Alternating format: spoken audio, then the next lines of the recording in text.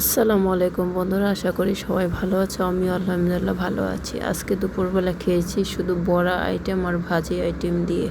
প্রতিদিনকার মতন প্রথমে ছিল তিতা করলা ভাজি, তারপর ছিল পটল দিয়ে বড়া, চিংড়ি মাছ দিয়ে বড়া, তারপর ছিল কাঁকরোল দিয়ে কোপ্তা আইটেম এবং ছিল মাছের বোনা। প্রথমে খেয়েছি তিতা করলা ভাজি দিয়ে। তিতা করলা ভাজি ভাতের সাথে ভালো করে মেখে লেবুর সাথে দিয়ে তারপর খেয়েছি। এটা যে প্রতিদিন যেরকম স্বাদ পাই সেরকমই। দ্বিতীয়বার খেয়েছি হচ্ছে পটল দিয়ে চিংড়ি মাছ দিয়ে ব্লেন্ডার করে যে একটা চপের মতন বানানো হয়েছে, ওইটা খুবই খেতে মজা হয়েছে। খুবই ইউনিক একটা আইটেম।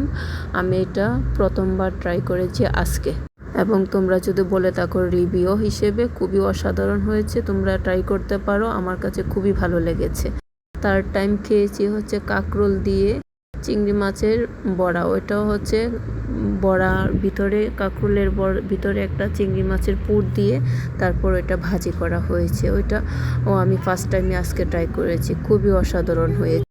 তোমরা আমার ভিডিও দেখে যদি ভালো লাগে তাহলে একটা শেয়ার করে দিও প্লিজ। এবং অবশেষে খেয়েছি মাছের ভুনা দিয়ে।